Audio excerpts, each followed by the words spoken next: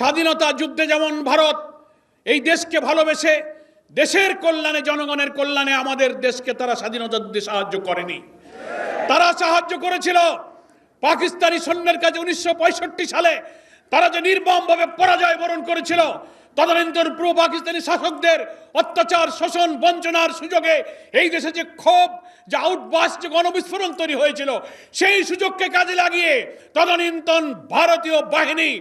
65 সালে পাকিস্তানের পরাজয়ের প্রতিশোধ দেওয়ার জন্য তারা এই স্বাধীনতার যুদ্ধে এগিয়ে এসেছিল। এই রহস্য আজও উন্মোচিত হয়নি। ঢালাওভাবে এদেশের রাজনীতির অঙ্গনে বাইরে থেকে যারা গুটি চালিয়ে বাংলাদেশের নতুন নতুন রাজনীতির বয়ান বা ন্যারেটিভ তৈরি করেন, এদেশের দিল্লির তাবেদাররা বুদ্ধিজীবী হত্যার ঘটনা নিয়ে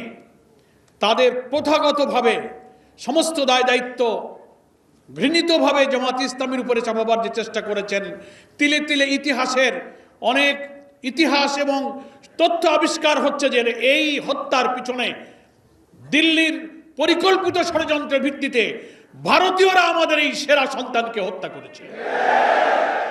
ভারতীয় সেনাপ্রধানদের সেনাবাহিনীর ইচ্ছায় আরও 2 দিন 14 থেকে 16 আত্মসমর্পণের দিনকে শিফট করে 16 তারিখে আত্মসমর্পণের দিন ধার্য করা হয় এবং 14ই ডিসেম্বরে খুঁজে খুঁজে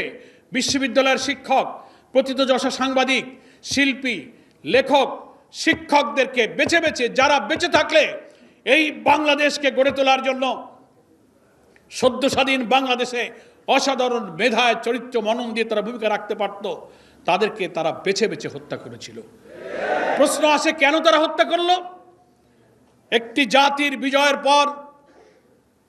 ধ্বংসপ্রাপ্ত যুদ্ধোত্তর বাংলাদেশকে গড়ার জন্য যে মেধার প্রয়োজন, যে চিন্তার প্রয়োজন, যে ক্রিয়েটিভিটির প্রয়োজন, যে ইনোভেশনের প্রয়োজন, এই জাতির শ্রেষ্ঠ সন্তান বুদ্ধিজীবীদের কাছেই তা ছিল। ভারত মনে করেছিল স্বাধীনতা যুদ্ধে যেমন ভারত এই দেশকে ভালোবেসে দেশের কল্যাণে জনগণের কল্যাণে আমাদের দেশকে তারা স্বাধীনতা যুদ্ধে সাহায্য করেনি। তারা সাহায্য করেছিল পাকিস্তানি সৈন্যের কাছে 1965 সালে তারা যে নির্মমভাবে পরাজয় বরণ করেছিল,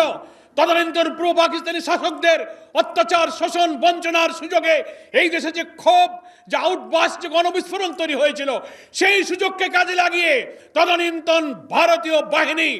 65 সালে পাকিস্তানের পরাজয়ের প্রতিশোধ দেওয়ার জন্য তারা এই স্বাধীনতার যুদ্ধে এগিয়ে এসেছিল এবং তারা মনে করেছিল দেশ যদি স্বাধীন হয়েও যায় তাহলে এই বাংলাদেশ যেন চিরদিন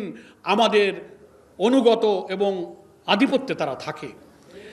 নামে একটা দেশ হবে বাংলাদেশ, চারিদিকের সীমানা হবে 47-এর সেই সীমানা, আমাদের লাল সবুজ পতাকা, আমাদের জাতীয় সঙ্গীত। দেখতে মনে হবে দেশটা স্বাধীন, কিন্তু তার অর্থনীতি, তার রাজনীতি, তার কূটনীতি, তার বৈদেশিক নীতি,